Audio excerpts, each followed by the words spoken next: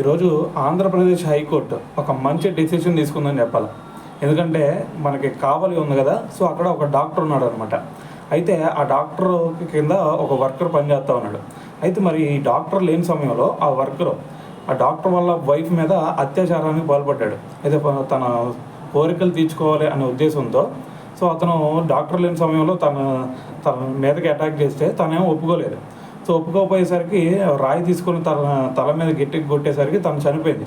చనిపోయిన తర్వాత కూడా వదలకుండా తన మీద లైంగిక దాడికి దిగాడు. సో మరి దీని తర్వాత పోలీసులు పట్టుకున్న తర్వాత జైల్లో పెట్టారు. సో దీని గురించి మరి వాళ్ళు అది ఎప్పుడు మనకి ఒక 6 నెలలు అవుతుంది జరిగి కూడా. సో అందుకని చెప్పేసి అతను బెయిల్ కోసం ఇప్పుడు కోరాడు. బెయిల్ కోసం కోరితే మనకి హైకోర్టు ఒకటే చెప్పింది.